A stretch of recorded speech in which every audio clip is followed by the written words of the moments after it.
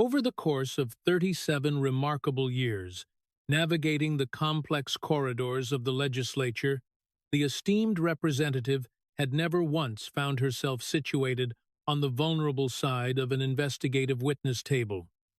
She possessed a legendary, intimidating history of aggressively interrogating high-ranking military generals, forcefully pressing corporate executives for transparent answers. Maintaining her steadfast position against sitting presidents and systematically outmaneuvering vastly more political adversaries than she could accurately recall throughout her extensive career. She had successfully navigated the turbulent eras of formidable past. Political rivals weathered multiple, highly complex impeachment. Proceedings outlasted several opposing leaders of the legislative chamber and remarkably maintained the absolute unity of her political caucus through an extraordinary sustained display of sheer willpower and strategic acumen. For well over 2 decades, it was widely acknowledged that absolutely no other figure operating within contemporary American governance had wielded the Speaker's authoritative gavel with such exacting surgical precision and formidable, undeniable power. Yet, as the the morning of this pivotal legislative hearing commenced, she stepped into the esteemed marble-lined corridors of the Rayburn House office building to discover an entirely unprecedented sight. For the very first time in her deeply storied professional journey, another individual was occupying the dominant position of authority. And this particular individual carried the distinguished heavyweight credential of the Federal Bureau of Investigation. The appointed director of the premier federal law enforcement agency was seated at the raised, elevated witness platform alongside distinguished veteran members of the judiciary and institutional oversight panels. He was attired in a subdued dark navy suit, conspicuously absent of any traditional political adornments such as a decorative tie clip or a patriotic lapel pin, leaving absolutely nothing visible except the gleaming golden emblem of his federal agency resting upon his belt, catching the harsh ambient lighting of the cavernous chamber. Each time he subtly shifted his physical posture, positioned directly in front of him, rested a portable computer, seamlessly linked to a massive projection screen accompanied solely by a single, unremarkable manila folder, bearing official, governmental classification markers and a discrete communications earpiece, connecting him directly to analytical teams, actively monitoring streams of financial data in real time. There were absolutely no yellow legal writing pads covered in frantic scribbled annotations, nor were there any personalized ceramic coffee mugs bearing humorous or politically clever slogans. This seasoned investigator did not require theatrical props, for he came fully prepared with heavily documented, undeniable evidence. He was 45 years of age, presenting as visibly younger than a vast majority of the powerful. Individuals occupying the sprawling room, younger than the veteran legal counsel representing the former speaker, and younger than several of the ambitious political aides lining the perimeter walls. However, his unyielding countenance carried a profound, undeniable gravity that was entirely independent of his chronological age. Born to parents of Gujarati descent who had been violently displaced from Uganda by a dictatorial regime, desperate refugees who had arrived in the United States with absolutely nothing to their names, and miraculously managed to reconstruct their entire lives from the ground up. He had initiated his grueling legal profession, forcefully advocating for the deeply impoverished as a publicly funded defense attorney in a major southern metropolitan area. He had spent years intimately managing cases involving severe criminal allegations, complex narcotics networks, and intricate financial deceptions, sitting directly across the metal tables from individuals facing lifetime incarcerations, while fiercely defending their fundamental constitutional protections. Subsequently, he successfully transitioned to the opposing side of the courtroom, serving as a dedicated, relentless national security prosecutor during a progressive presidential administration, successfully securing lengthy convictions against international operatives affiliated with recognized global terrorist organizations. He then transitioned once more, taking on a highly sensitive role as a congressional investigator tasked with scrutinizing the massive federal bureau itself, where he positions to the Crustieves authored critical explosive documentation regarding systemic surveillance abuses occurring during high-profile international political inquiries.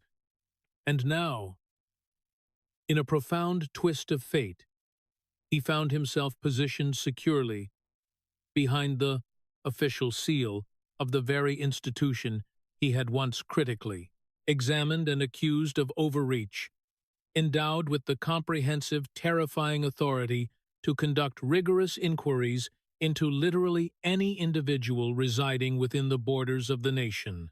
This specific, highly anticipated parliamentary session was formally designated as an inquiry into legislative financial integrity and the prevention of privileged market transactions.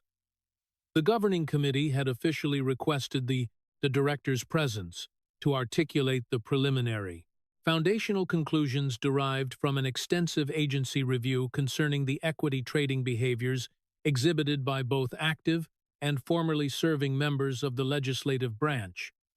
Absolutely everyone, operating within the hyper-connected political epicenter of the nation, fully comprehended the unspoken, underlying subtext of this specific gathering.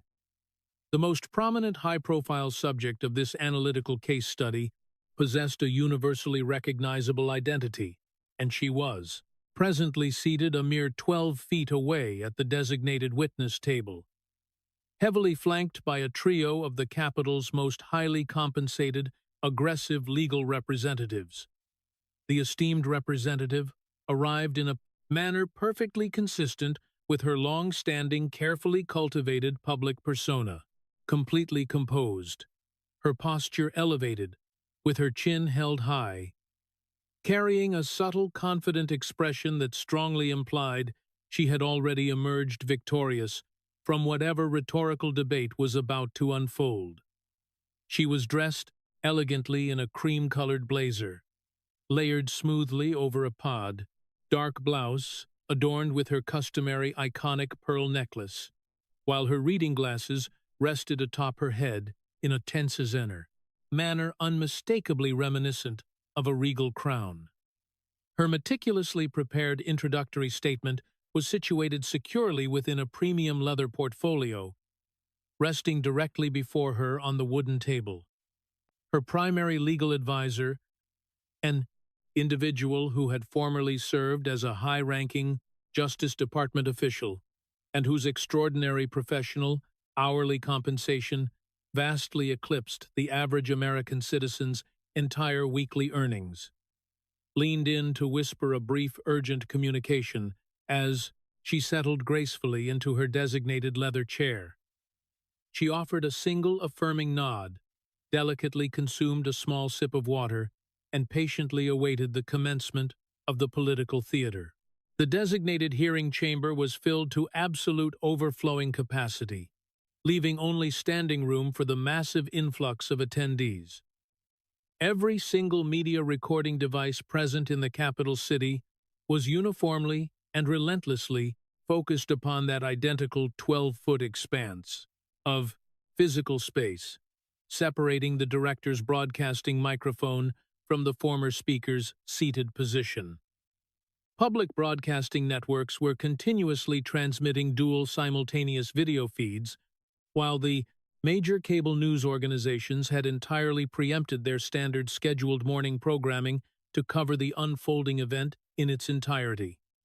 A passionate observer situated within the public viewing gallery had bravely brought handmade placard, demanding transparency, boldly reading, "Reveal the Market transactions before the attending security personnel promptly and quietly confiscated the offending item. The palpable heavy tension permeating the environment was of a profoundly intense variety. The specific kind of atmospheric pressure that resonates physically within one's teeth. The presiding chairperson officially called the parliamentary session to order, formally introduced the participating witnesses for the record, and subsequently yielded the floor entirely to the federal director for his highly anticipated introductory presentation. The investigator calmly adjusted the positioning of his broadcasting microphone, deliberately opened the manila folder resting before him, directed his unblinking gaze over the edge of the cardboard toward the distinguished witness seated across the divide, and articulated 5 specific words that prompted her seasoned attorney to instinctively grasp her arm in alarm. "Madam Representative, let us discuss market transactions," he stated clearly. The atmosphere within the massive chamber seemingly contracted rapidly around them. The former speaker's confident, practiced smile remained steadfastly unaltered. Yet, a subtle, undeniable shift registered deep within her gaze. It was the distinct, recognizable look of an experienced strategic chess competitor who had suddenly recognized a crucial piece situated out of its optimal defensive position. The investigator commenced his testimony entirely without introductory preamble, offering absolutely no customary pleasantries, nor providing any polite acknowledgement of the representative's exceptionally lengthy career or the distinguished history of public service to the nation. He articulated his points, employing the precise, methodical, and devastating cadence uniquely characteristic of seasoned prosecuting attorneys, utilizing sharp declarative sentences, citing exact chronological dates, and specifying precise monetary valuations. Every single word he spoke functioned as a heavy foundational brick in a comprehensive, inescapable wall, being systematically constructed around the subject of the inquiry. "I am preparing to formally present a chronological sequence of events," he announced with measured authority. "It will be structured into 2 distinct data columns. The column situated on the left details the acquisition of corporate equities and derivative options actively executed by the spouse of our distinguished witness. The corresponding column on the right outlines the concurrent, highly specific legislative actions occurring within the halls of Congress during that exact same temporal period. Both of these informational columns are populated exclusively, utilizing readily accessible, fully public data, specifically including official Election Commission filings, mandatory congressional financial disclosure documents, and the formal published legislative scheduling calendar. There is absolutely no classified intelligence presented here today, nor are there any unauthorized leaks of restricted materials. This is strictly the public record, arranged in a stark, sequential, chronological format. The massive visual projection screen, positioned directly behind his chair, suddenly illuminated the chamber, projecting 2 side-by-side informational columns that stretched comprehensively across a time frame spanning several months and years. December the 22nd, in the year 2020. The director read aloud, his voice echoing in the silent room. "The spouse of the witness actively acquires 25 specialized market derivative options concerning a major electric, automotive manufacturer representing a potential overall valuation approaching $1 million. These specific financial instruments represent highly optimistic market bets. They are designed to generate substantial profit. Specifically, if the underlying corporate valuation experiences an upward trajectory." He then deliberately directed the chamber's attention to the corresponding entry located in the Tain right-hand column, January the 25th, 2021. exactly 34 days. Subsequently, the newly inaugurated presidential administration officially unveils a comprehensive strategic initiative intended to transition the entirety of the massive federal government's vehicular fleet exclusively toward electric power. This specific automotive company currently stands as the overwhelmingly dominant domestic manufacturer operating within this exact sector. Consequently, the corporate valuation experiences a massive immediate surge. He systematically progressed further down the projected timeline. May of 2021. The spouse procures 50 derivative positions relating to a major technology conglomerate, alongside 20 similar positions concerning a dominant e-commerce entity intermingled with various other aggressive investments in the technology sector. Concurrently, during this precise period, the Legislative Committee focused on judicial matters.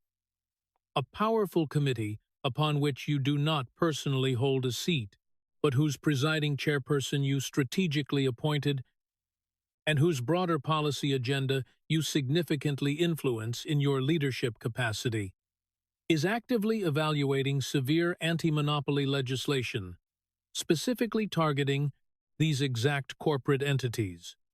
He allowed a brief, deliberate pause to settle over the room. Ultimately, this proposed restrictive legislation completely fails to secure passage. The corporate valuations of these massive companies remain entirely unimpeded. Previously acquired financial derivatives yield a substantial massive return on investment. He briefly averted his focused gaze toward his portable computer terminal. It is absolutely imperative that the viewing American public comprehensively understands the exact nature of these specific derivative instruments, because this technical financial distinction is of paramount importance to this inquiry. This type of financial instrument represents a highly leveraged speculation that a specific corporate valuation will increase. If the underlying asset's value ascends, the investor accrues capital, frequently representing massive multiples of their original financial commitment. Conversely, if the value declines, the investor completely forfeits the capital expended to purchase the instrument. It represents a mathematically leveraged wager, methodology aggressively employed by highly advanced financial participants to maximize their capital returns, when they inherently know or harbor a tremendously strong conviction that a highly favorable development is imminent for a highly specific commercial enterprise or a specialized economic sector. He redirected his intense gaze back toward the representative. Your spouse does not generally allocate capital toward broad, passive market index funds, Madam Representative. He does not predominantly invest in stable, low-yield government bonds. Instead, he systematically acquires specialized derivative instruments, focusing on highly specific corporations operating within highly specific commercial sectors at highly specific, crucial chronological junctures. That behavior does not align with the profile of passive diversified investing. Rather, it constitutes highly precise market speculation. And it is precisely that extraordinary level of statistical precision that commands my professional investigative interest. Proceeding to the subsequent entry on the timeline, he continued smoothly, June the 17th, 2022. The individual in question executes his previously acquired derivative options to finalize the purchase of 20,000 shares of a prominent semiconductor manufacturing corporation. This particular financial transaction carries an estimated valuation ranging broadly between $1 million and $5 million. During this exact temporal window, comprehensive legislative action designed to provide a staggering $52 billion in federal subsidies directly to semiconductor manufacturers is actively progressing through the legislative chambers, bolstered heavily by your prominent, highly visible public support. The director, deliberately, allowed the resulting heavy silence to linger within the cavernous room. Subsequently, on July the 15th, 2022, you issue a definitive public declaration, asserting with absolute confidence that this massive subsidy legislation will successfully pass prior to the legislature's scheduled August recess. Immediately following this public pronouncement, the valuation of the Semiconductor Corporation's stock artificially elevates by 4%, purely on the strength of that news.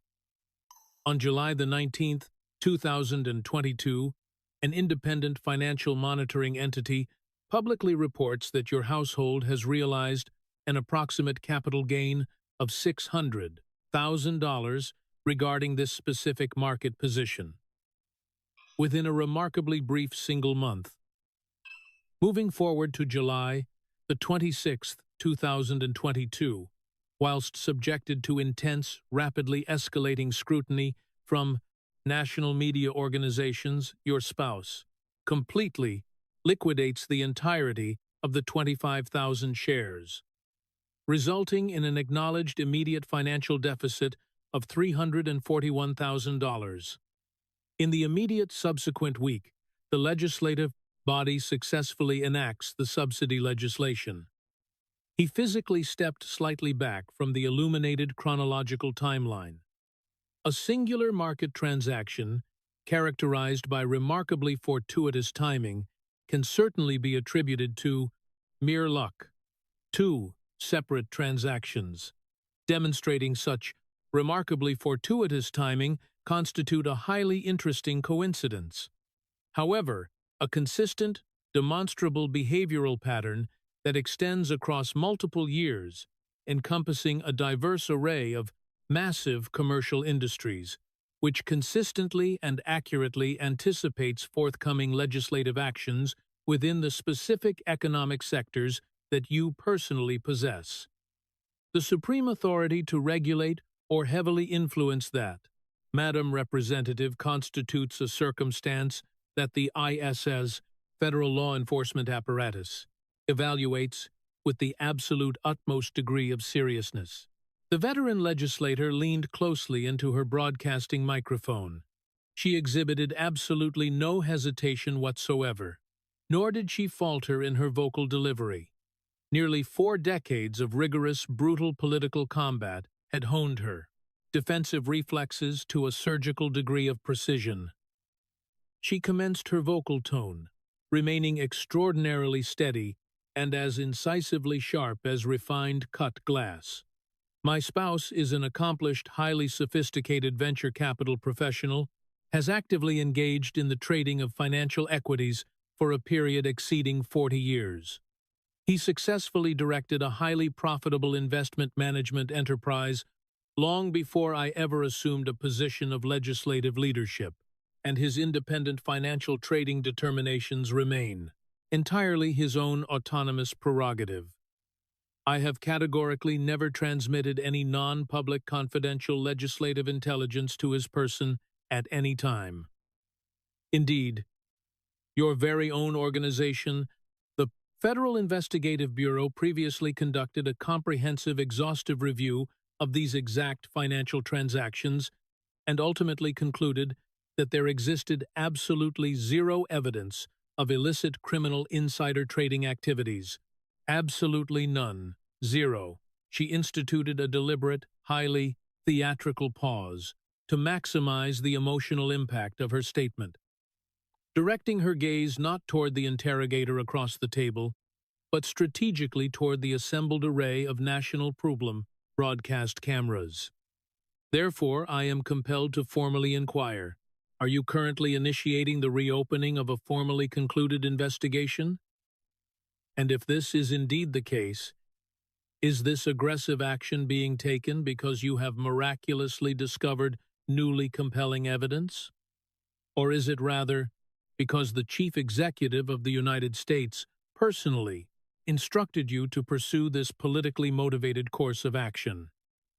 The political allies, seated on the Democratic side of the Democratic side, expansive chamber immediately erupted into a chorus of vocal support characterized by resounding applause, supportive exclamations, and the emphatic rhythmic pounding of fists upon wooden desks. Her legal representatives exchanged expressions of distinct, deeply professional satisfaction. It constituted a masterfully executed conversational redirection.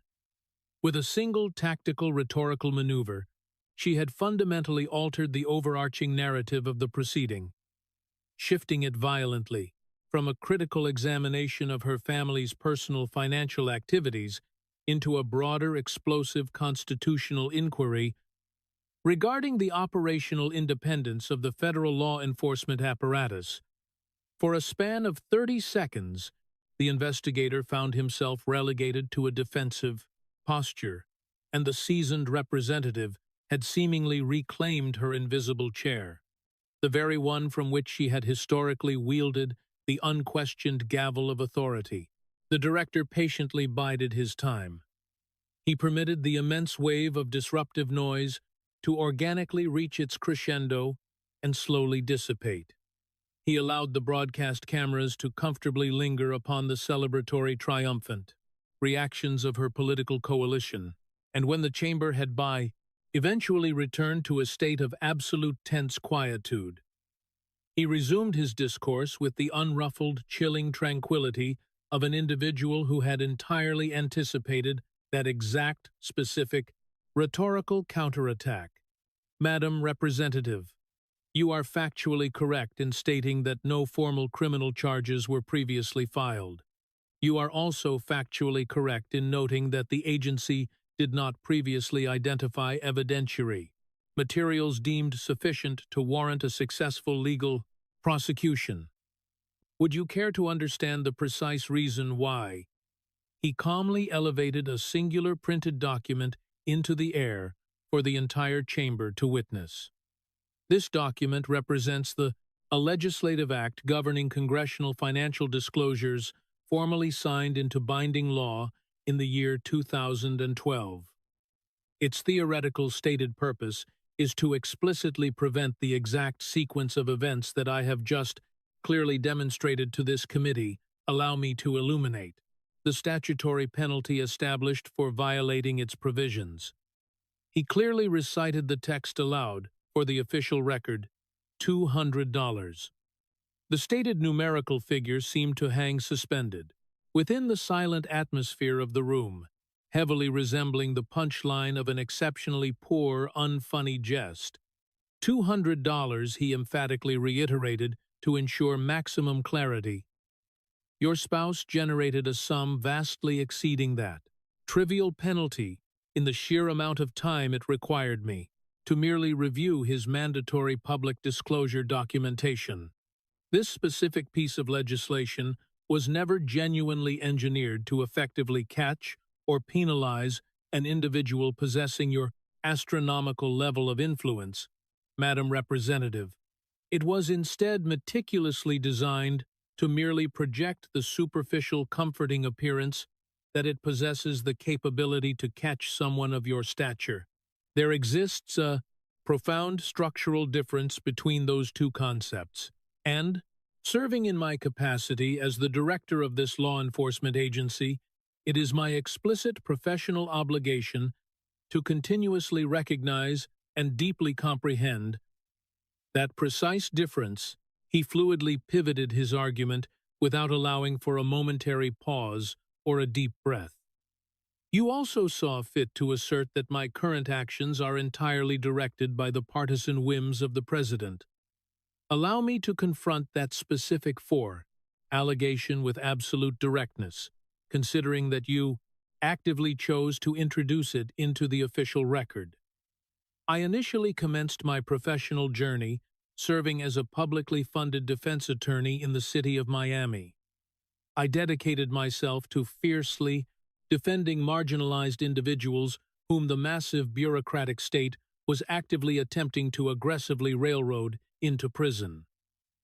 Following that tenure, I devoted numerous years functioning as a dedicated national security prosecutor during the Obama administration, operating under a Democratic president, actively working to ensure that dangerous international terrorists were securely incarcerated. I have dutifully served under the administrative leadership of both major political parties. I have conducted complex investigations under the authority of both parties, and I have executed rigorous legal prosecutions under the auspices of both parties. The numerical figures currently illuminated upon that massive projection screen do not possess a formal political party registration, Madam Representative.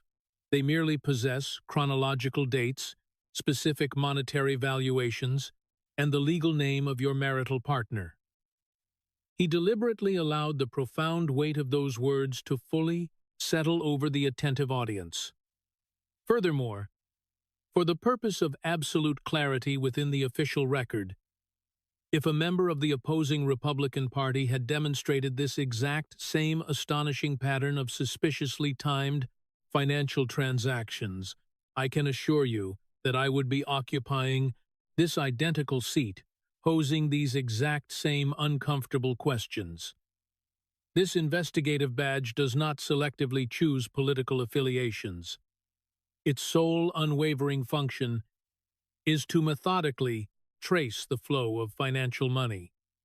The sprawling hearing chamber had once again descended into a state of profound, suffocating silence.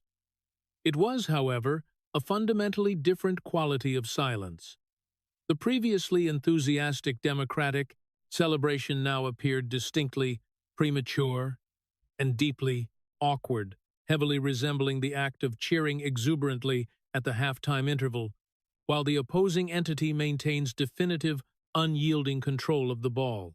The investigator directed his attention back toward the illuminated display screen. However, let us proceed to conduct a vastly more granular, deeper examination regarding the specific NVIDIA transactions, because this singular sequence of trades comprehensively illustrates the broader, structural narrative perfectly.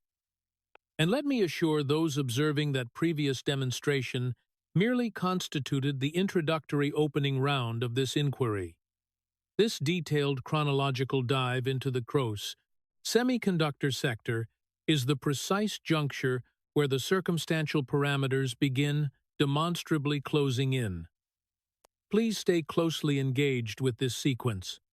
The director did not find it necessary to elevate the volume of his voice. Such theatricality was entirely unneeded. He possessed an asset significantly more persuasive and powerful than sheer acoustic volume. He possessed a meticulously documented chronological calendar.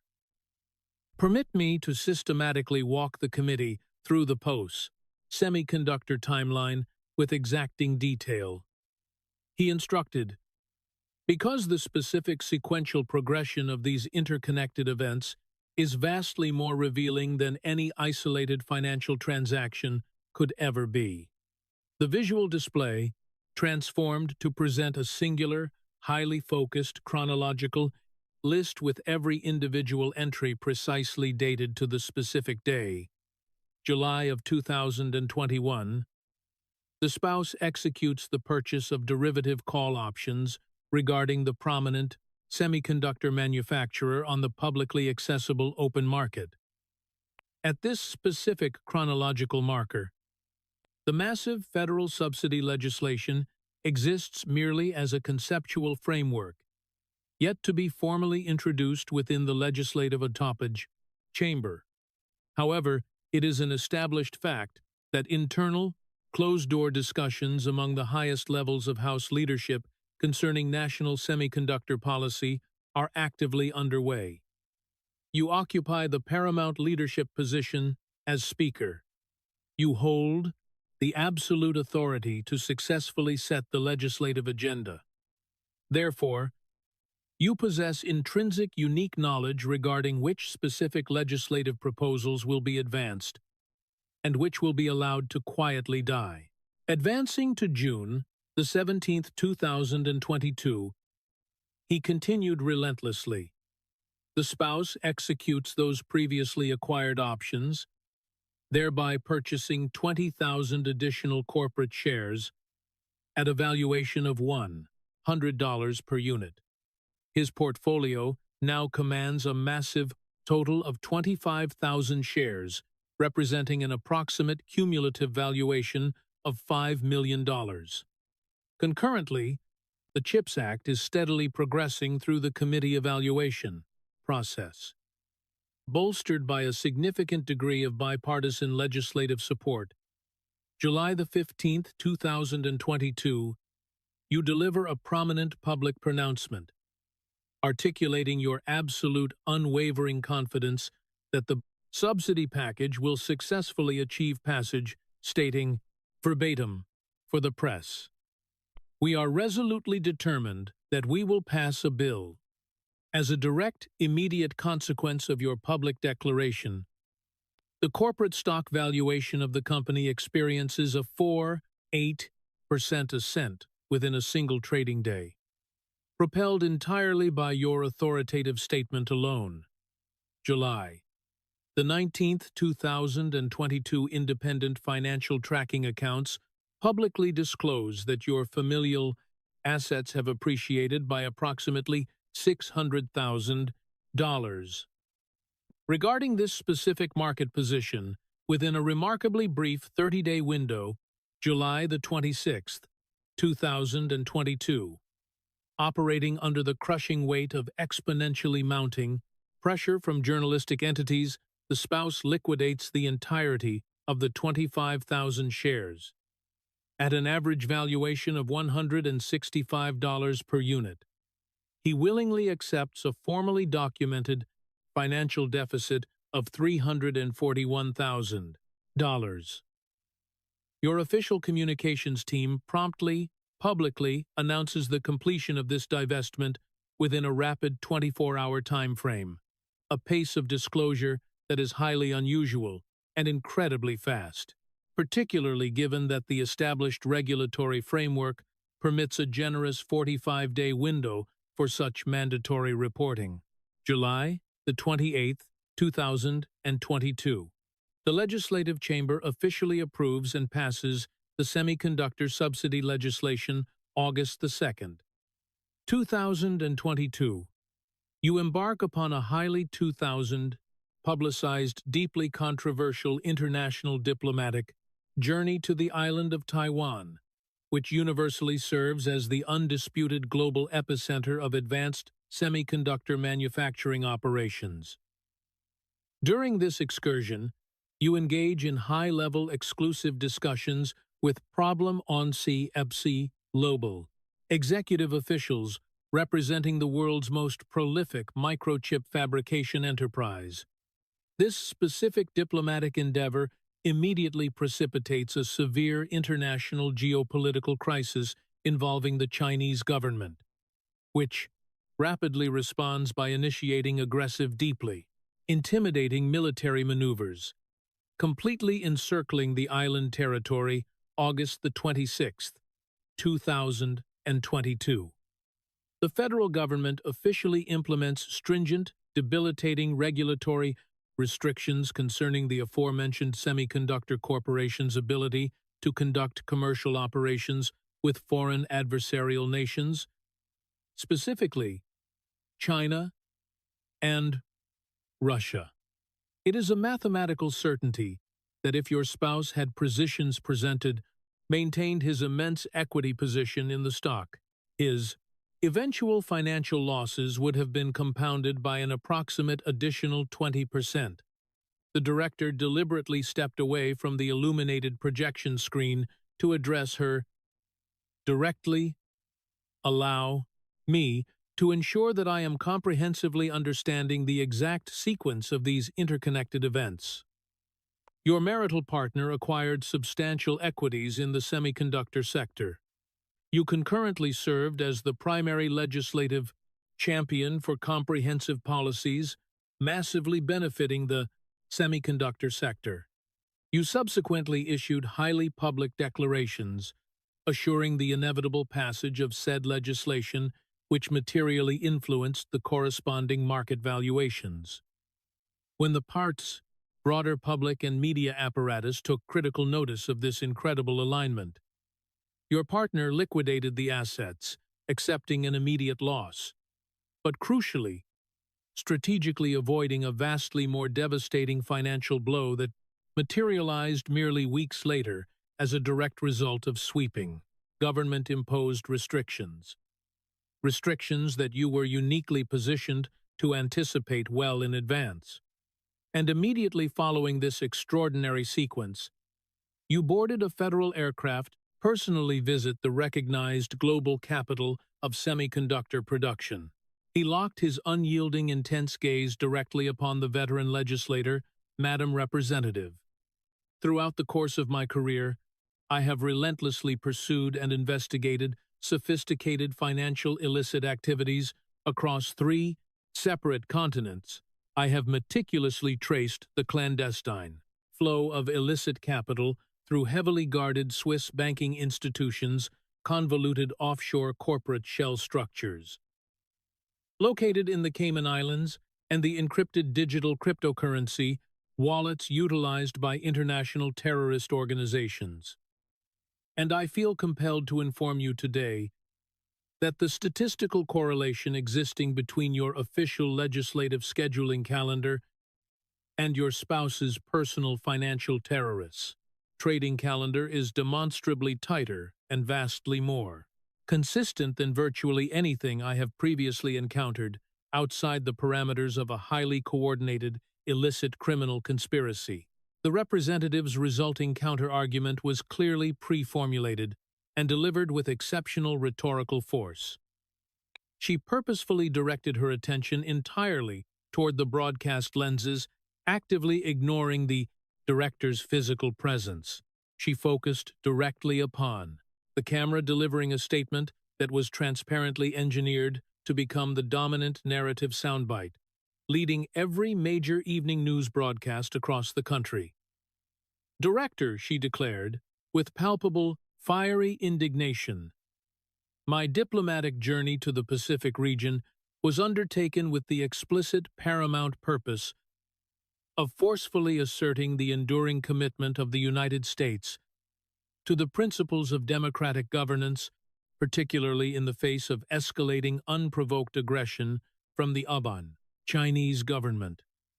That specific international itinerary was comprehensively vetted and officially authorized by the Department of Defense, meticulously coordinated in conjunction with the State Department, and received the robust, unified support of senior leadership representing both major political factions. To publicly suggest, or even subtly imply, that a crucial diplomatic mission, a mission undertaken at considerable personal peril, considering my advanced age and in direct defiance of explicit violent threats issued by a hostile foreign military apparatus, was in any way motivated by personal financial market transactions, is not merely profoundly insulting, it is exceptionally dangerous. Such reckless, unfounded allegations actively undermine the foundational integrity of American foreign policy initiatives, and they broadcast a deeply troubling message to our international allies, suggesting that our quest, our budgeons, nation's solemn commitment to their continued security, can be casually reduced to a mere line item within a personal investment portfolio. She was demonstrably not yet finished with her aggressive, verbal offensive. Furthermore, I feel it is absolutely imperative to note for the official record, Director, that your own professional trajectory has hardly remained immune to serious, lingering questions regarding underlying political motivations. You were specifically selected and elevated to this immensely powerful position by a former chief executive who has repeatedly and publicly characterized me as his ultimate personal political enemy. You are the documented author of a highly controversial, heavily criticized investigative memorandum. You were intimately involved in the establishment of a charitable organization explicitly designed to provide financial support for individuals facing criminal prosecution related to politically motivated civil unrest. You have consistently amplified and aggressively promoted highly controversial claims regarding the existence of an embedded oppositional deep state apparatus. Therefore, when you occupy that distinguished chair and proceed to present a meticulously curated sequence of events that is transparently designed to inflict catastrophic damage upon my professional reputation, I firmly believe that the Techit 12en citizens of this nation possess an absolute fundamental right to question whether they are currently witnessing a legitimate exercise in impartial law enforcement or merely a highly orchestrated piece of partisan political theater. It was undeniably her most commanding moment of the entire proceeding, representing the most formidable, damaging, rhetorical counterattack she had launched thus far. The ambient noise within the public gallery surged significantly in response. Allied committee members emphatically struck their hands against their wooden desks in a show of unified, boisterous support. Even numerous individuals observing the broadcast remotely, including some who actively harbored a strong desire to see her political influence permanently diminished, were forced to acknowledge the undeniable sheer force of her delivery. The individual in question was 84 years of age, yet she remained fully capable of delivering a devastating political maneuver that could thoroughly rattle the immediate environment. The federal investigator, however, did not physically react in the slightest. He did not shift his posture. He did not so much as blink. He patiently waited for the immense wave of disruptive noise to entirely subside, displaying the profound, practiced patience of a man who had previously sat in close quarters with individuals responsible for orchestrating mass atrocities and who had remained exactly as implacably still. In those horrifying scenarios, Madam Representative, he articulated, in mass intel, a noticeably quiet, carefully measured tone. I possess a genuine, profound respect for the diplomatic mission you bravely undertook. I genuinely respect the extensive duration of your public service to this nation, and you are without question entirely entitled to harbor deep suspicions regarding my underlying motives. That is your fundamental constitutional prerogative, and it is certainly not a right that I possess the authority nor the desire to ever revoke from you. He paused briefly, allowing the tension to settle once more.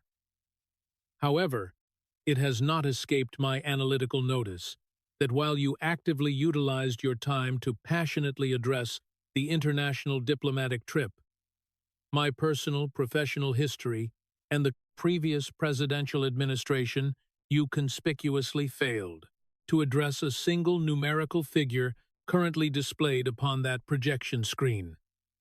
Not one single chronological date, not one single monetary valuation, not one single documented statistical correlation.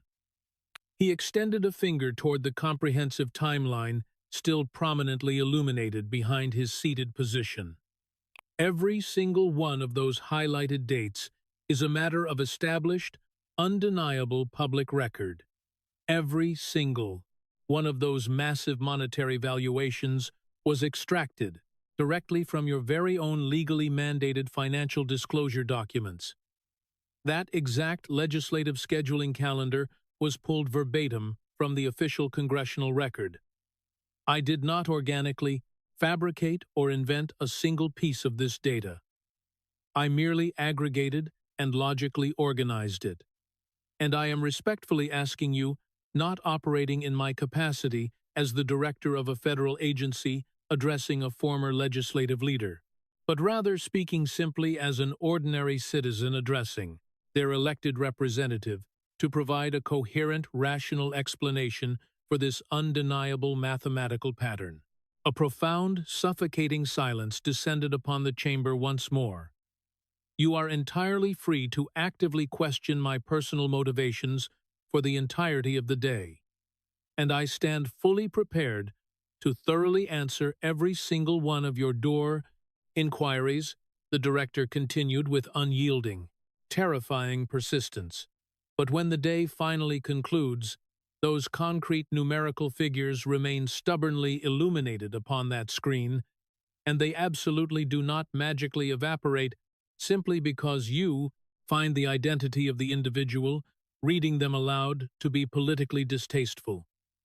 The atmosphere within the expansive room felt as though the collective audience had been holding its breath for an agonizingly extended duration, and had, finally involuntarily exhaled. The representative's legal team immediately huddled closely together in a tight formation. Her primary legal counsel began whispering with intense, frantic urgency. For the very first time throughout the duration of the Cano to 2 intense hearing, and arguably for the first time in several years, the formidable legislator appeared as someone actively calculating whether to aggressively continue the confrontation or to strategically execute a tactical retreat. She ultimately elected to regroup and retreat. I will provide a comprehensive, highly detailed response. Addressing these specific financial transactions within a formally submitted written statement to the committee, she announced with rigid, icy formality, the director offered a single concise nod of acknowledgement. We shall eagerly anticipate the opportunity to review it.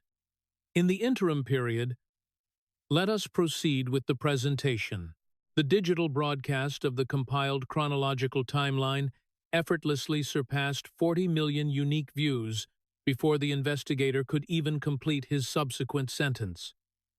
However, the intense scrutiny regarding financial matters represented merely the introductory phase of his comprehensive presentation.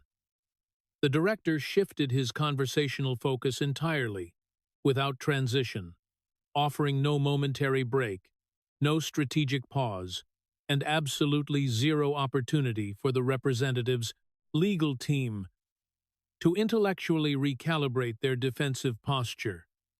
Let us now shift our focus to discuss the precise geographic district you represent. Madam Representative, he stated clearly. Specifically, the 11th Congressional District located within the state of California, encompassing portions of the city of San Francisco. You have served as its elected representative continuously since the year 1987. A remarkable 37 years of uninterrupted service. The imagery displayed upon the large projection screen abruptly changed. It no longer featured complex financial charts or data columns. Instead, it displayed a series of stark, utterly unfiltered photographic images. These were not glamorous. Images showcasing the representative's luxurious private residences. They were uncompromising, brutal depictions of the immediate reality within her represented districts. The photographs revealed sprawling encampments composed of makeshift tents, occupying public walkways in the Tenderloin district. They depicted an individual slumped heavily against the exterior of a commercial storefront, with dangerous drug paraphernalia clearly visible, resting adjacent to his hand. Another image showed a citizen navigating a shopping receptacle past a commercially abandoned, fully boarded-up business establishment. Yet another captured young children being forced to physically step around human biological waste present upon a municipal public sidewalk. These specific photographs were captured within a tight 3-mile radius surrounding your official local congressional office headquarters. The director informed the chamber, his voice devoid of emotion. These individuals represent your direct electoral constituents. He proceeded to display the corresponding statistical data to accompany the devastating visuals. This specific municipality currently expends an astounding amount, exceeding $364 million annually, attempting to provide services for the unhoused population. Despite this massive expenditure, the total unhoused population has alarmingly increased by an estimated 30%. Since the year 2017, an exponential increase in financial allocation correlating perfectly with an exponential increase in the unhoused population. From an objective analytical standpoint, that does not resemble a functional policy solution, that closely resembles a perpetually sustained, highly lucrative commercial enterprise. He then presented a secondary set of grim statistical information. Incidents of property-related criminal activity within this area have escalated dramatically in recent years. Organized retail theft operations have become so brazenly frequent and destructive that major national commercial chains, entities such as recognizable pharmacies, massive department stores, and premium retailers have been forced to permanently shutter their operational locations within. Your district's smaller, independent commercial enterprises have elected to physically board up their windows rather than continuously face the devastating financial impact of repeated smash-and-grab burglaries. The very civic thoroughfares that previously served to define American economic aspiration now unfortunately serve to vividly define systemic American decline. The director displayed one final photographic piece of evidence. It featured a commercial storefront situated within a historically vibrant neighborhood. Heavy plywood completely obscured the double glass windows. A hastily handwritten notice was affixed to the entrance door with adhesive tape. It simply read, "Closed permanently. Thank you, San Francisco, for 22 years. 22 years of, unquote, dedicated commercial enterprise completely eradicated within your district," he noted grimly. Simultaneously, during that exact same period, your personal financial portfolio experienced an astonishing growth rate of 96%. He then explicitly highlighted the glaring, uncomfortable contrast. Your accumulated personal financial net worth is currently estimated to be approximately $250 million. Several independent economic analyses estimate that figure to be potentially as high as $270 million. You maintain ownership of a sprawling residential mansion situated within the exceptionally affluent neighborhood of Pacific Heights, carrying an estimated valuation ranging between $10 and $20 million. This specific enclave represents one of the most rigorously exclusive and heavily protected residential communities within the entire nation, featuring dedicated private security details continuously patrolling the perimeters where the median valuation for a residential property exceeds $5 million.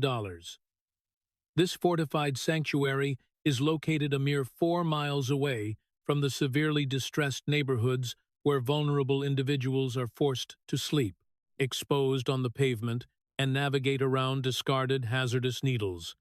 It is the exact same city. It is the exact same congressional district.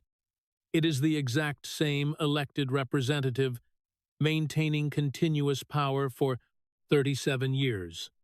Furthermore, you possess ownership of an expansive, premium agricultural vineyard situated in the renowned Napa Valley, carrying an estimated valuation oscillating between $5 and $25 million, a picturesque region defined by beautifully maintained rolling hills completely devoid of any makeshift tent encampments in sight. He paused to let the stark disparity deeply resonate with the audience. I am absolutely not suggesting that you do not have the right to legally enjoy the fruits of your immense financial success, Madam Representative. What I am emphatically stating is that the staggering astronomical contrast existing between the luxurious insulation of your personal existence and the rapidly deteriorating lived reality of your constituents, raises a profound, undeniable question that 37 years of accrued legislative seniority has entirely failed to adequately answer. He projected two specific numerical values onto the screen, placing them directly side by side for brutal comparison. Initial asset valuation, approximately $3 million. Current asset valuation, exceeding $250 million. Your overall personal wealth expanded by an astonishing figure of approximately $218 million throughout the duration of your tenure, serving as the leader of the Donner Adonner-VT Legislative Chamber, and in your subsequent emeritus role. Your legally mandated congressional compensation during this entire historical period ranged between $174,000 and $223,000 annually. He proceeded to calculate the mathematics publicly upon the large display screen. Even if we calculate utilizing the absolute maximum salary designated for the Speaker's leadership position, 37 years of continuous public service would yield an approximate total of $7 million in gross cumulative earnings prior to the deduction of necessary federal and state taxes. Yet, you are currently worth $250 million. The massive, entirely inexplicable chasm existing between the capital you legitimately earned through your public service and the immense capital you currently possess, that precisely is the fundamental question at hand, Madam Representative. The representative once again attempted to strategically redirect the focus toward her marital partner's independent commercial ventures. His recognized history of entrepreneurial success and his multiple decades operating as a highly skilled venture capitalist, I do not for a moment doubt. Your spouse's inherent commercial business acumen? The investigator responded sharply. However, it is an undeniable mathematical fact that his most extraordinarily profitable market maneuvers the specific transactions that consistently manage to outperform the broader financial markets by a staggering margin of 14 percentage points, correlate perfectly with your internal legislative scheduling calendar. His absolute biggest financial wins occurred exclusively within the specific commercial industries over which you exert profound regulatory authority. Conversely, his most significant documented financial loss occurred on the singular occasion when he was forced to abruptly sell under the 28 intense glare of public pressure.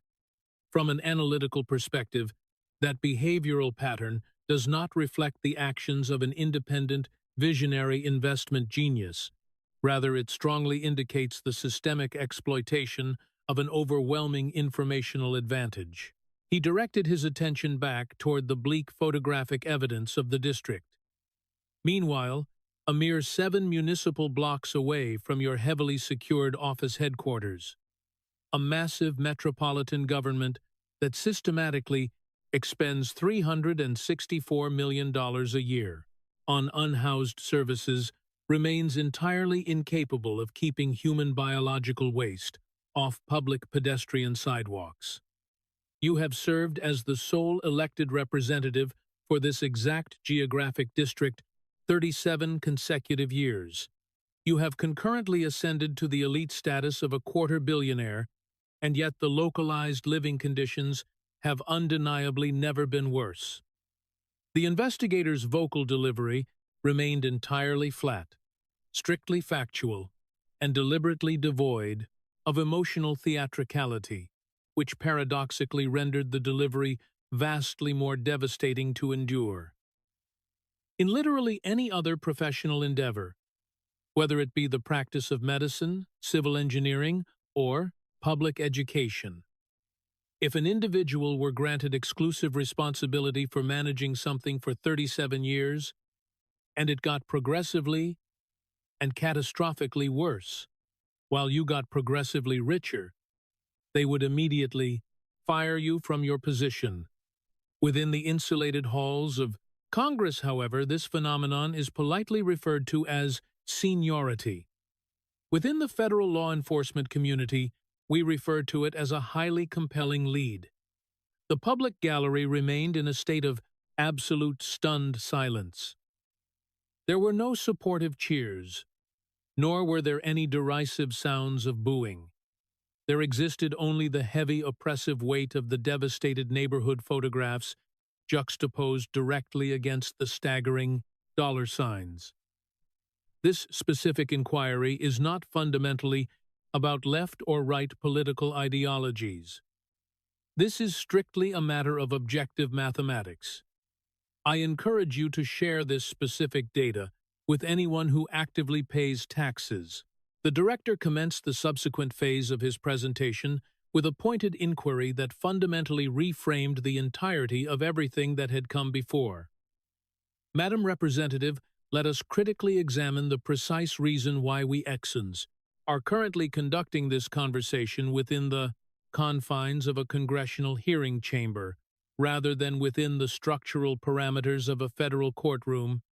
He physically elevated a copy of the previously mentioned legislation governing congressional financial disclosures, the complete statutory text, fully printed and heavily annotated, with bright highlighting markers. This specific piece of legislation is theoretically designed to aggressively prevent members of the EPI's legislative branch from executing financial trades utilizing restricted non-public information. It was successfully enacted into binding law in the year 2012, allegedly supported by a robust bipartisan consensus. In theory, it sounds like a formidable, strong regulatory mechanism. However, allow me to illuminate the fundamental structural problem. He proceeded to recite the specific punitive provision allowed for the Assembly. The statutory financial penalty for failing to properly disclose a market transaction on time is exactly $200. $200. The massive financial portfolio maintained by your spouse organically generates a sum exceeding that trivial penalty, merely in passive interest accumulation over the night duration of a standard lunch break. He deliberately placed the heavy document back onto the table. Furthermore, the legally permissible reporting window spans a generous 45 days. In practical terms, this signifies that a serving member of Congress can confidently execute a highly speculative trade, passively watch it pay off massively, and the general public will remain completely ignorant about it for a period extending up to 6 full weeks. By the time the disclosure is eventually mandated, the transaction is considered old news. A multitude of legislative proposals have been formally introduced over the years with the explicit intention of categorically banning the practice of active stock trading by serving members of the legislature and their immediate spouses. The director continued methodically. We have seen the introduction of the Trust Act, the ban on Congressional Stock Trading Act, and the aptly named Pelosi Act. He directed his focus specifically toward that final, highly recognizable legislative title. That final proposal was specifically named after you, Madam Representative. However, it was not assigned your name to serve as a prestigious honor. Rather, it was attached as a glaring public indictment of a systemic regulatory failure so profoundly broken that the single person most visually emblematic of the underlying problem inadvertently became the literal name of the proposed corrective solution. He proceeded to display what he referred to as the legislative graveyard. We can observe a continuous pattern of proposed bill after proposed bill being formally introduced, subsequently referred to a specialized oversight committee, and then promptly allowed to die without action. The bipartisan ban on Congressional Stock Ownership Act, introduced in 2020, unceremoniously died in committee. The Transparent Representation Upholding Service and Trust in Congress Act, introduced in 2021, quietly died in committee. The Comprehensive Ethics Act, introduced in 2022, silently died in committee. The director expansively spread his hands apart to encompass the room. Every single one of these desperately needed reform measures was deliberately referred to a specialized committee. Every single one of those specialized committees ultimately reports directly to the authority of the Speaker. The Speaker maintains absolute unilateral control over the legislative scheduling calendar. Absolutely nothing proceeds to the main House floor without the explicit prior approval of the Speaker, and you, Madam Representative, occupied the incredibly powerful position of the Speaker. He leaned his posture slightly forward, emphasizing his next point. At the precise moments when these vital reform measures were being desperately introduced, you stood as the singularly most powerful individual operating within the legislative branch of the United States. Federal government, you unilaterally decided exactly what the American populace was permitted to vote on and exactly what died. Silently in a locked drawer, every single proposed piece of legislation that would have effectively rendered your spouse's exceptionally lucrative trading pattern illegal. Every single one of them ultimately perished within a drawer over which you maintained absolute, unquestioned administrative control. The W doing 5 on SIVA, the W doing insulations, representatives resulting defensive counterstatement was clearly heavily practiced and rehearsed. I ultimately came to fully support the underlying conceptual framework of restricting congressional financial trading, and I actively welcomed the rigorous drafting of necessary corrective legislation, she asserted defensively. After a period spanning several years of actively and forcefully opposing it, the investigator abruptly interrupted, marking the very first instance throughout the proceeding where he had deliberately severed her rhetorical flow. When an investigative reporter initially questioned you in the year 2021 regarding whether the spouses of Congress members should be legally banned from trading corporate stocks, you issued a very specific response, and I possess the original audio recording of that exchange. A technical audio speaker positioned within the hearing room promptly broadcasted the digital clip. The representative's distinct, unmistakable vocal cadence filled the room. We operate within a free market economy. They should possess the absolute right to participate within that system. The director allowed the brief audio recording to play to its absolute, complete conclusion. A free market economy. That is the precise terminology you elected to call it when your spouse was actively making millions of dollars trading corporate stocks, operating within the exact industries that you regulate. Only later, when the immense public pressure became completely unbearable, did you, conveniently, manage to reverse your established position. But the corrective bill still miraculously didn't pass. While you were serving as Speaker, and your husband enthusiastically kept executing his trades, he physically stood up from his chair, representing the first occasion he had risen to his feet during the entirety of the tense hearing. Madam Representative, you personally made the laws. You unilaterally decided which specific laws reached the floor for consideration. You directly benefited from the deliberate gaps preserved within the laws. And when someone actively tried to close those glaring gaps, the bill conveniently died under your direct leadership. Within the Federal Bureau, we maintain a highly specific term for someone who writes the rules, massively benefits from breaking the rules, and systematically prevents anyone else from changing the rules. He paused, letting the heavy silence amplify his next words. We call them the primary subject of an active investigation.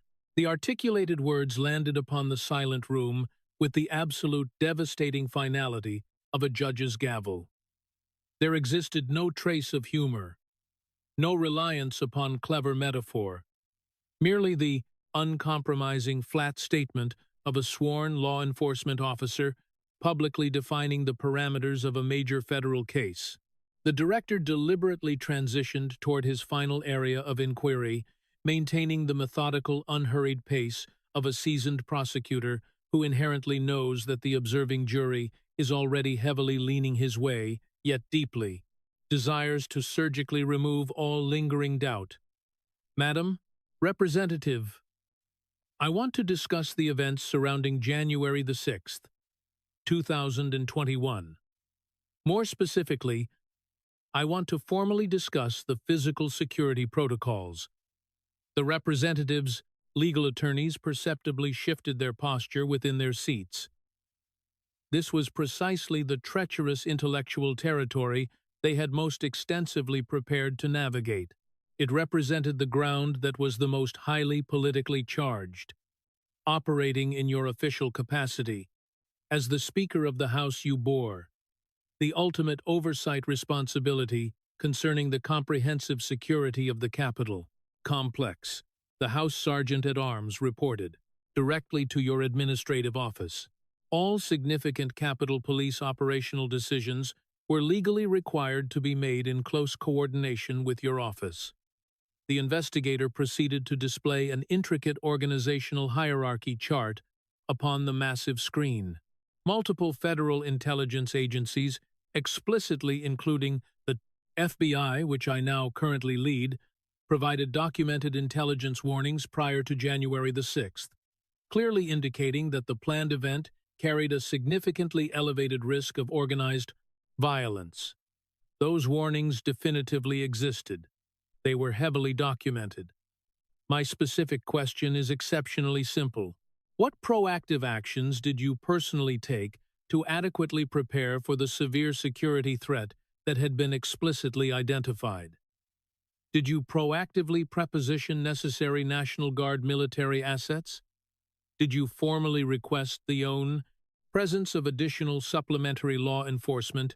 Did you actively upgrade the overall defensive security posture of the Capitol complex, based directly upon the intelligence you received? The representative's answer was the exact one she had consistently given for 5 continuous years. The ultimate responsibility for the tragic events of January the 6th lies entirely with Donald Trump, who deliberately incited a volatile mob to violently attack the Capitol. I am not presently asking about the underlying cause, the director countered sharply. I am specifically asking about the lack of preparation. You unequivocally possessed the administrative authority. You unequivocally possessed the intelligence. What precisely did you do with it? I actively worked with law enforcement to ensure the defensive perimeter of the Capitol was catastrophically breached. In under an hour, the investigator stated forcefully, cutting through her prepared words. Reinforced access doors were violently opened. Protective exterior windows were violently smashed. The defending officers were massively overwhelmed. Crucial law enforcement reinforcements agonizingly took hours to finally arrive on the scene. I have personally overseen complex counterterrorism security operations deployed within active war zones. Madam Representative, when credible intelligence strongly indicates an impending threat, you absolutely do not passively wait for the violent threat to physically materialize, and then attempt to respond. You prepare. You strategically preposition your defensive assets. You meticulously plan for the absolute worst-case tactical scenarios that represents the absolute foundational fundamentals of security. He displayed a detailed chronological timeline illustrating the rapid progression of the perimeter breach, juxtaposed directly alongside the timeline, detailing the agonizingly slow arrival of peace reinforcements.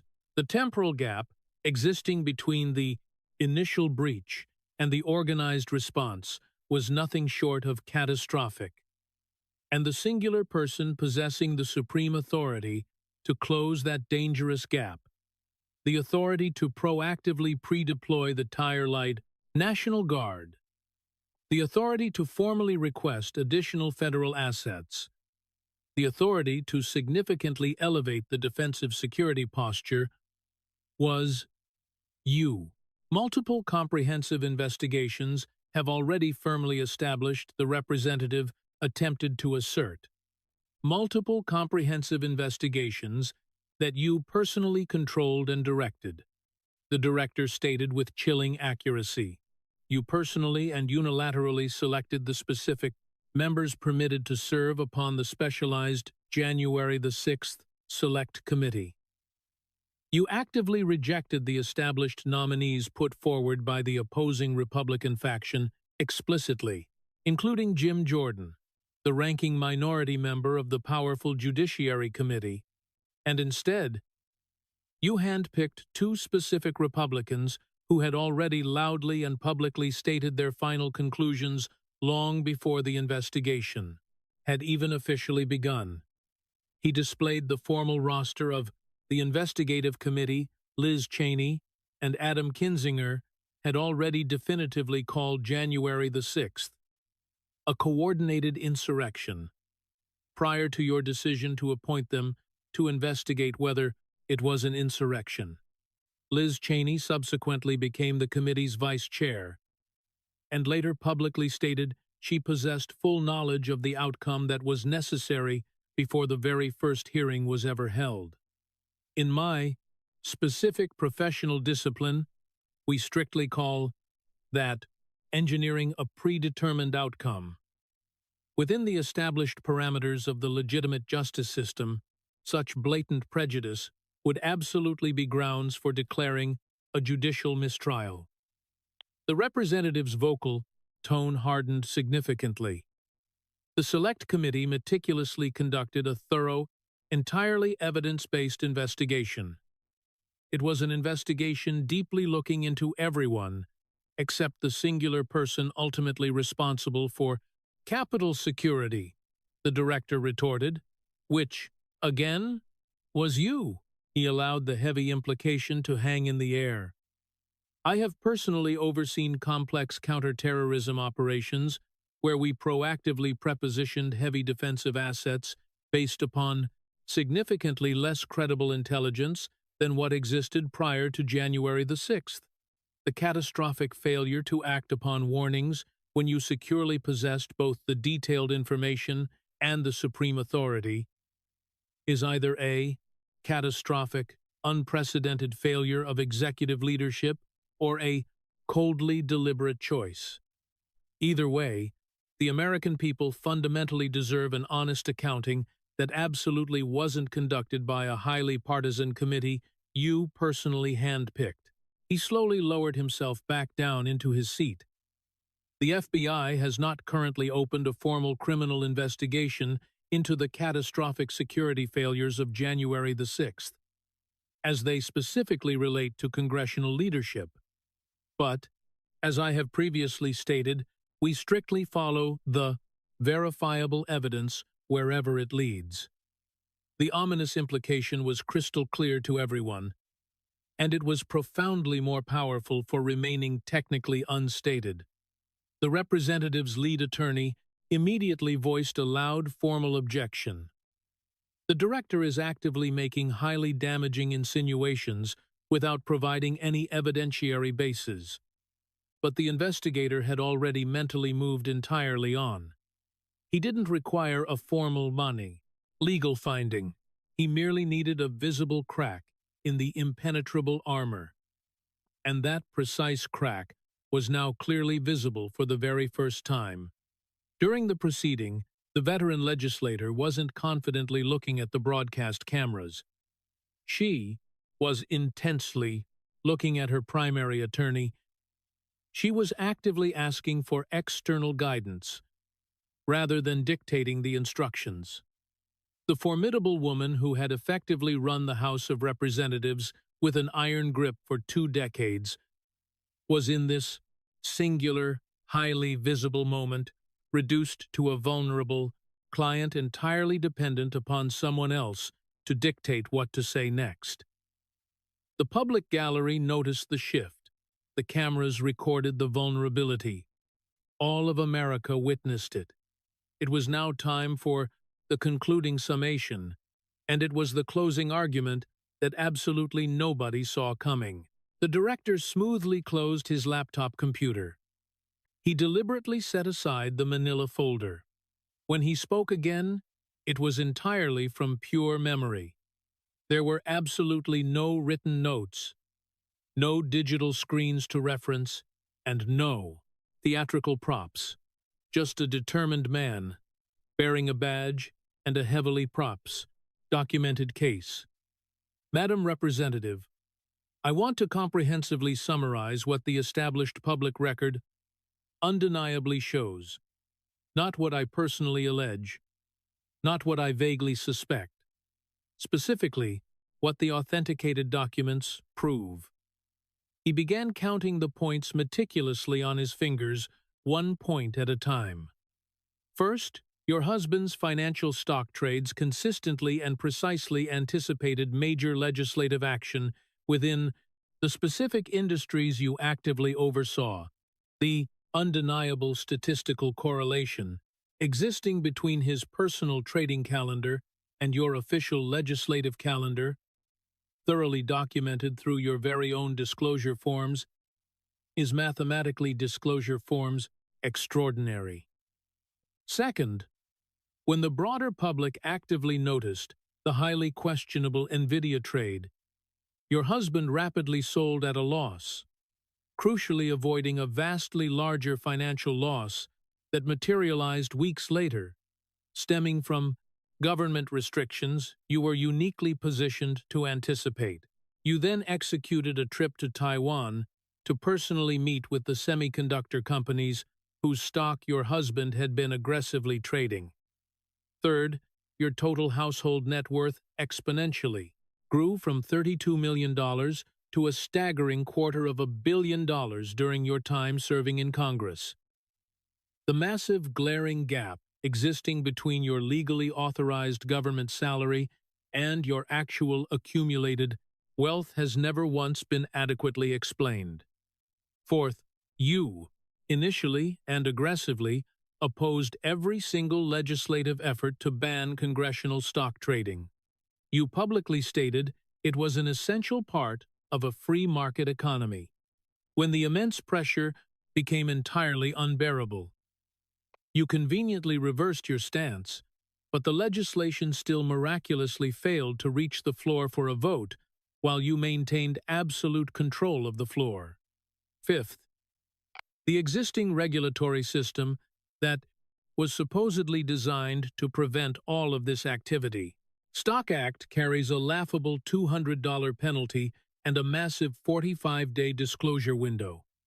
It is functionally and entirely unenforceable by deliberate design, and you possessed the absolute power to change it. You deliberately chose not to. Sixth, on January the 6th, 2021, you held the ultimate oversight responsibility for Capitol security and possessed direct access to intelligence, warnings regarding potential violence. The defensive preparation was catastrophically inadequate. The subsequent investigation that followed was conducted by a heavily curated committee that you personally selected, populated with members who had already reached their final conclusions long before the very first witness ever testified. The investigator calmly folded his hands together. The massive room was absolutely terrifyingly still. Madam Representative, you have dutifully served within Congress for 37 years. You have operated as one of the singularly most powerful individuals within the American government. And for 37 continuous years, absolutely no one possessing the necessary authority to formally investigate your actions has ever dared to do so. This wasn't because the compelling evidence didn't exist. It clearly did, meticulously documented upon your own disclosure forms. It was entirely because the political system you operated within was perfectly designed to insulate and protect the very people who managed it. His vocal resonance dropped, not descending to a mere whisper, but adopting the quiet absolute register of someone delivering an inescapable judicial verdict. I don't possess a charming, folksy drawl. I don't rely upon clever metaphors. I'm absolutely not going to compare your actions to farm animals or attempt to make humorous jokes regarding your expensive wine collection. What I do strictly possess is a sworn federal badge, a legal mandate, and the undeniable public record. And the public record is utterly undeniably devastating. He locked his intense gaze directly upon her. You have spent the past 37 years residing within the most powerful political building in the entire world, continuously telling the American citizens that the governmental system vigorously works for them. The compiled evidence strongly suggests that the system in reality worked relentlessly for you. And serving as the director of the Federal Bureau of Investigation, it is my solemn job, my unwavering obligation to definitively determine which one of those narratives is undeniably true. He slowly opened his hands in a gesture of absolute finality. The Bureau's active investigation into systemic congressional trading patterns remains completely ongoing. We will relentlessly follow the verifiable evidence. We will relentlessly follow the flow of the money, and we will absolutely follow it regardless of the specific name attached to the brokerage account, the political party listed on the blows, registration, or the prestigious title affixed to the office. The door he delivered his final sentence with quiet, absolute certainty. Absolutely no one is above the strict application of the law, not even the very people who write it.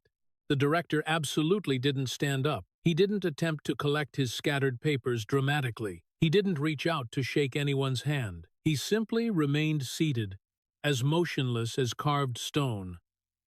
While the presiding chairman struggled to mentally process what had just transpired, and the immense room instantly erupted into a state of highly controlled, vibrating chaos. The representative sat completely motionless for 4 agonizing seconds, an absolute eternity when broadcast on live, national television. Her seasoned attorneys spoke to her urgently and simultaneously, one leaning in from each side, their voices pitched low and frantic. She gracefully raised one single hand to effectively silence them both, deliberate gesture, so deeply instinctive, so profoundly practiced that it was immediately clear to every observer.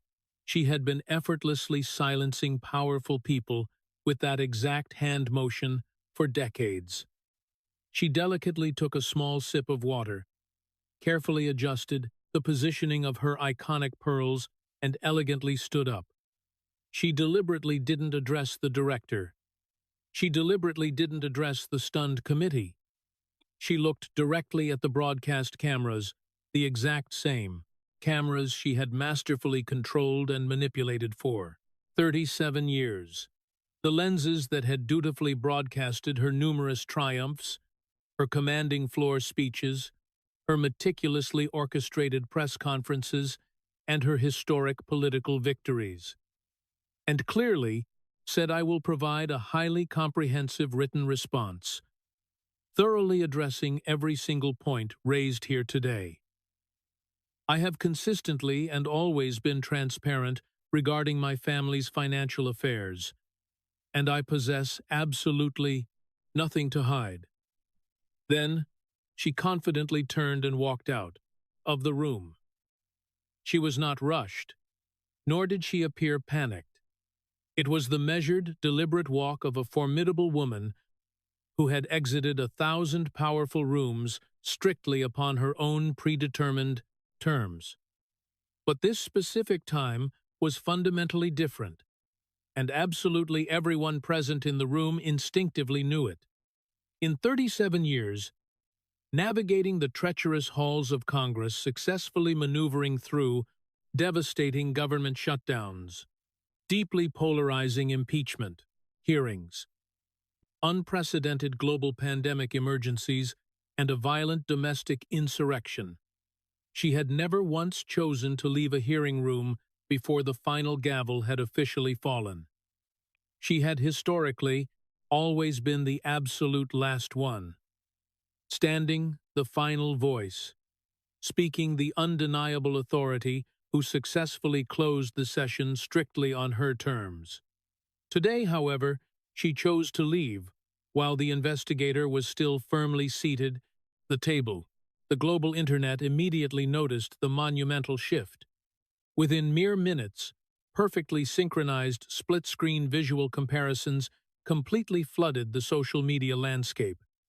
They prominently displayed her initial highly confident entrance into the room, radiating composure and offering a subtle smile directly juxtaposed against her visibly diminished exit, physically located merely 12 feet away from where she had started, but representing an insurmountable political lifetime of distance. An anonymous user on a prominent platform cleverly posted both stark images, accompanied by the viral caption, 37 years of confidently walking in. A single day of walking out. It had amassed over 4 million unique views prior to dinner time. Within a mere hour, the director's introductory challenge, "Let us discuss," trades had organically ascended to become the absolute number one trending phrase globally. Within 2 hours, the meticulously organized side-by-side graphical timeline, contrasting the spouse's financial maneuvers directly against the representative's legislative scheduling calendar, had been intensely viewed a staggering 60 million times across all digital platforms. Within 4 hours, the trivial $200 penalty fine had rapidly evolved into a deeply sarcastic, unifying rallying cry for millions of American citizens. Representing both political parties, individuals who were suddenly viscerally furious regarding an obscure regulatory, a loophole they had never previously considered. The subsequent reaction from the established media apparatus fractured along entirely predictable partisan fault lines. Yet, there were undeniable, significant, and highly notable cracks. Historically, Conservative Network predictably broadcasted the devastating exchange on a continuous celebratory loop. However, the genuinely surprising reaction emerged from the more centrist networks. A highly respected veteran anchor opened his primetime evening broadcast with a profound observation. Regardless of whatever personal opinions you might harbor regarding the underlying political motives of the investigating director, the concrete numerical data he presented today was extracted entirely from publicly accessible records, mandatory financial disclosure forms that the representative herself physically signed. The documented statistical correlations are undeniably real. The only remaining question is whether these exact patterns definitively constitute a formalized criminal action, or if they merely represent the highly damaging appearance of one. Either way, the American people fundamentally deserve a transparent answer. The more overtly progressive networks attempted to vigorously defend the representative's extensive legacy. Yet, they dedicated the vast majority of their broadcast airtime not to critically analyzing the substantive numerical data presented during the presentation, but rather to aggressively questioning the independence and political motivations of the director himself. A prominent progressive commentator dedicated her entire opening monologue exclusively to extensively detailing the director's historical ties to the previous highly controversial presidential administration, completely ignoring the damning stock trading statistics. As political analysts frequently note, it is a highly revealing indicator when the primary cantor defensive strategy relies entirely upon accusing the prosecuting entity of inherent bias, rather than effectively disproving the underlying evidence. When the defense is solely that the prosecutor is biased, the evidence itself is usually completely accurate. Editorial board of the most prominent financial newspaper in the nation, an entity absolutely not historically aligned. With an investigator appointed by the former controversial president, published a fiercely worded editorial piece bluntly titled, "The Systemic Trading Problem Defies Partisan Boundaries." The detailed article forcefully argued that completely independent of one's personal political views regarding the director, the specific pattern of perfectly timed financial buys-in transactions presented was of such an egregious nature that it would instantly trigger a massive career-ending enforcement action if it had been discovered occurring within the heavily regulated private financial sector. A leading financial wire service independently analyzed the raw numerical data and publicly verified the absolute mathematical accuracy of the director's claimed statistical correlations. A former senior enforcement official, formerly employed by the Federal Securities Regulatory Commission, bluntly informed a major international financial publication, "Throughout my 3 decades practicing complex securities law, I have never once witnessed a more blatantly obvious, structurally undeniable case involving the systematic exploitation of asymmetrical non-public information facilitated through the trading accounts of a marital partner." The underlying consensus was glaringly clear. The sole reason this highly lucrative activity had not previously resulted in criminal prosecution was precisely because the governing laws had been deliberately authored by the exact same individuals whom the laws were theoretically designed to regulate.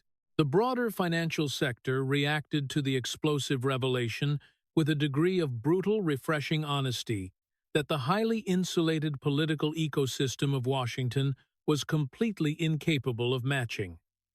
A highly respected former President, commissioner of the Securities Regulatory Agency, stated clearly during a live television interview, "If the manager of a private, highly capitalized hedge fund exhibited this exact same chronological pattern of market transactions, perfectly correlating with material non-public intelligence, our agency would have immediately initiated a formal aggressive investigation before the close of that very same business day." The singular reason this specific individual has entirely avoided prosecution is because the legal framework explicitly treats members of Congress fundamentally differently than it treats everyone else.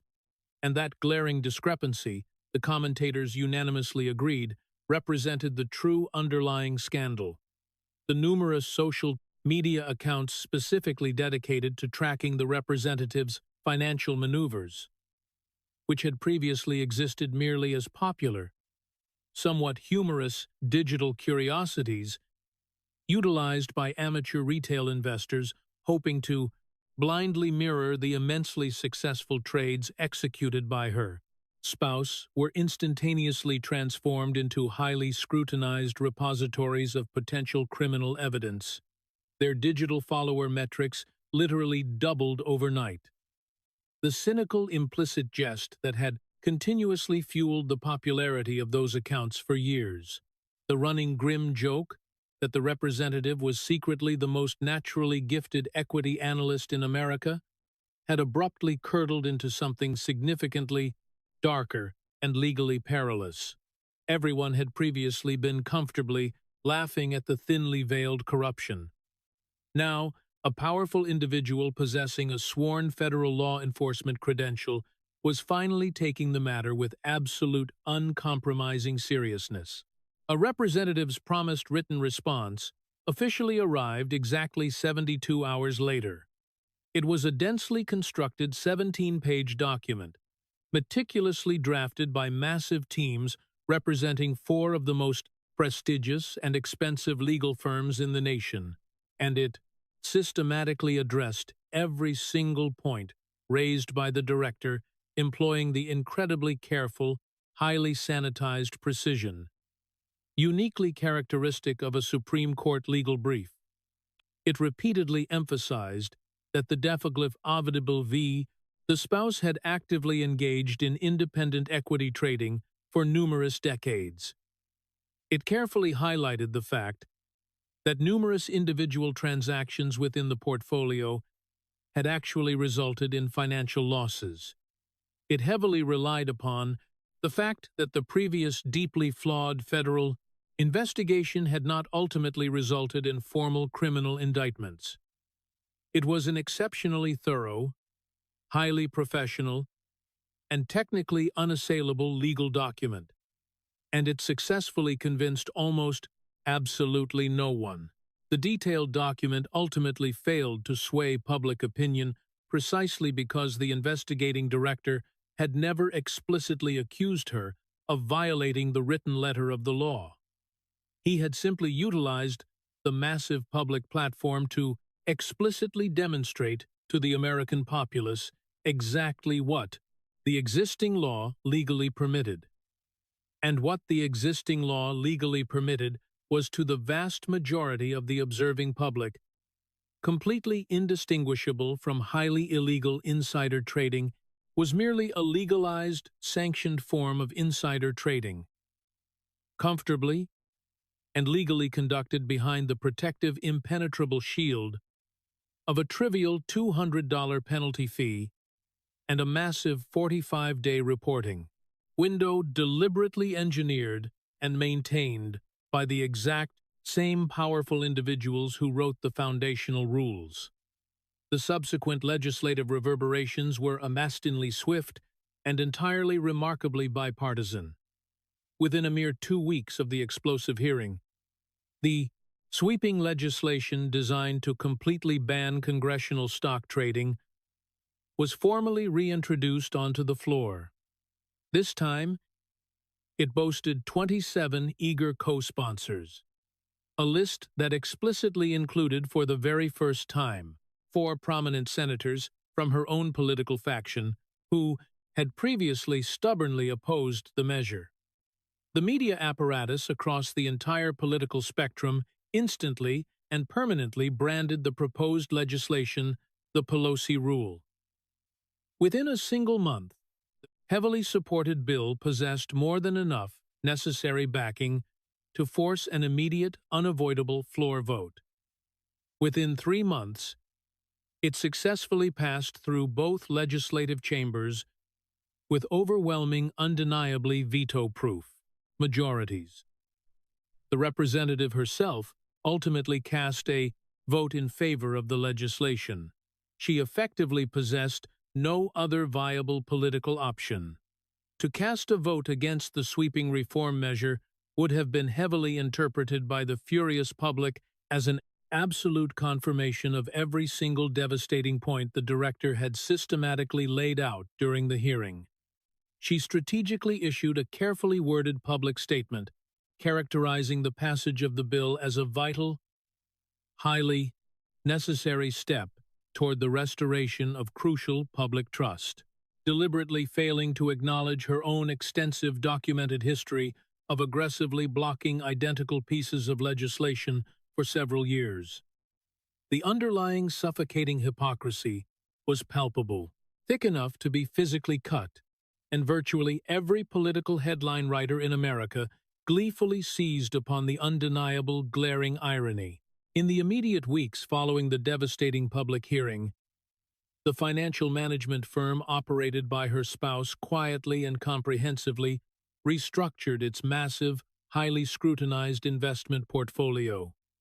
The aggressive trading of highly leveraged derivative options completely and abruptly ceased.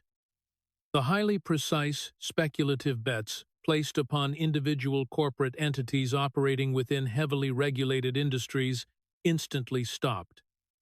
The entirety of the massive financial portfolio was rapidly and thoroughly shifted into incredibly stable, profoundly boring, market-tracking index funds and deeply conservative federal treasury bonds, the exact type of mundane passive investments that never attract intense regulatory scrutiny or generate public outrage, in its own peculiar, quiet way. This abrupt, massive shift in strategy represented the most profoundly damning piece of evidentiary confirmation of all. If the historical trading pattern had truly been as entirely innocent as claimed merely the resulting product of a highly skilled, fiercely independent investor making brilliant autonomous decisions, why would the underlying strategy completely evaporate? The precise moment someone finally dared to read the chronological timeline aloud in a highly public setting. However, the resulting institutional damage penetrated far deeper than the mere passage of corrective legislation. For 37 continuous years, the representative had been widely considered completely untouchable within the political sphere. She was deemed vastly too powerful, far too deeply connected within the establishment, and exceptionally too skilled at the brutal game of politics to ever be successfully cornered or defeated. Every previous investigative attempt had harmlessly bounced off her protective armor. Every prior scandal had been masterfully spun and redirected. Every political opponent had been entirely comprehensively outmaneuvered. And then, a 45-year-old federal investigator, an individual who had been raised as the son of displaced refugees, forcefully expelled by a brutal foreign dictator, sat directly across from her, armed with nothing more sophisticated than publicly accessible financial records and a chronological timeline, and the supposedly impenetrable wall finally visibly cracked. Exactly 6 months following the explosive confrontation, the representative formally announced that she would absolutely not seek another term in elected office.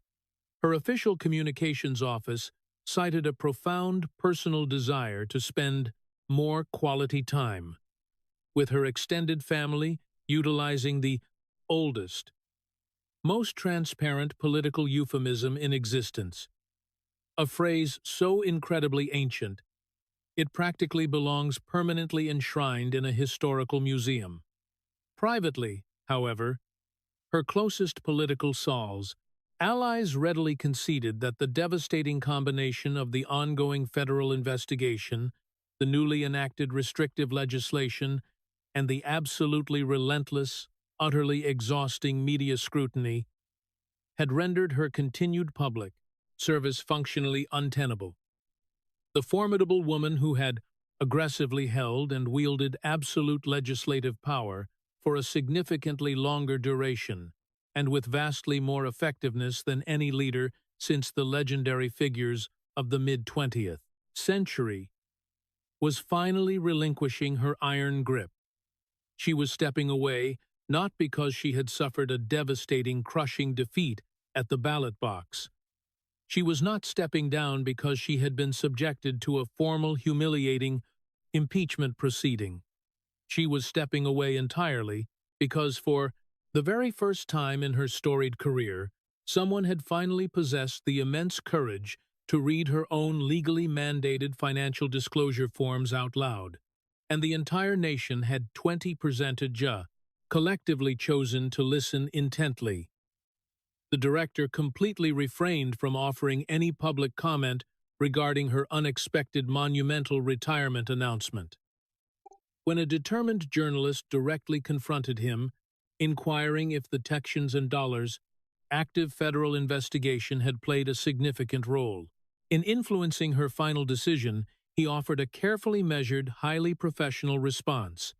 The Federal Bureau absolutely does not offer commentary regarding the independent personal decisions made by serving members of the legislature he stated firmly, "Our sole directive is to investigate verifiable facts. How individuals ultimately choose to respond to the revelation of those facts remains entirely their own personal business." When a secondary reporter aggressively pressed him on the matter, demanding to know if the formal inquiry remained actively ongoing, he responded with absolute chilling simplicity. "We will relentlessly follow the money until there simply is no more money left to follow."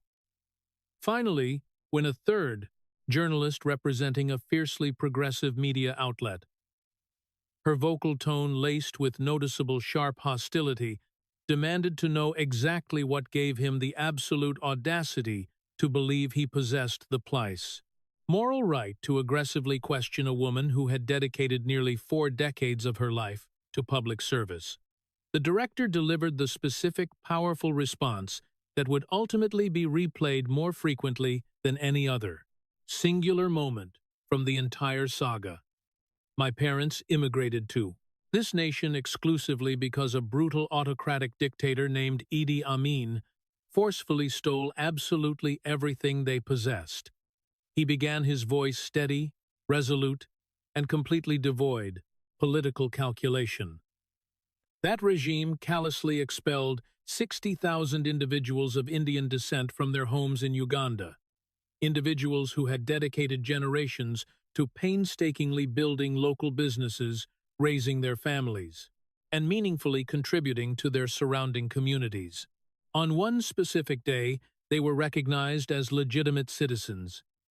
The very next day, they were violently reduced to the status of desperate refugees. My father lost everything he had ever built, and he chose to bring his family to the United States of America, precisely because he held a genuine, absolute, and completely unshakable belief that this specific country operated fundamentally differently. He believed with absolute certainty that the established rules were applied equally to every single citizen. He believed that absolutely no one was permitted to exist above the reach of the law entirely, no matter how immensely powerful they might be, entirely, no matter how deeply connected. They were within the establishment, and entirely, no matter how long they had maintained their grip on power. The director paused, allowing the profound emotional weight of his statement to fully settle over the hushed press gaggle. "I chose to become a public defender precisely because I shared that exact same belief. I subsequently chose to become a prosecutor because I continued to hold that belief. I accepted the immense responsibility of serving as the FBI director because I still inherently believe that to be true. And when I sit across an investigative table from literally anyone, whether that person happens to be a violent drug lord, an international terrorist operative, or a former Speaker of the House, and the compiled evidence strongly dictates that the established rules, they didn't seemingly apply to their actions, it becomes my solemn sworn job to absolutely make sure that they do. That action is not driven by political partisanship. That is the fundamental essence of the solemn oath I swore to uphold." The hostile reporter found herself entirely without a single follow-up question. The manipulative, cunning, political maneuvering had successfully operated entirely unchecked for 37 long years. But the investigator bearing the federal badge absolutely didn't give chase. He didn't raise his voice in anger. He didn't engage in theatrical political posturing. He simply sat down at the table, deliberately opened a manila folder, and calmly read the undeniable numerical facts aloud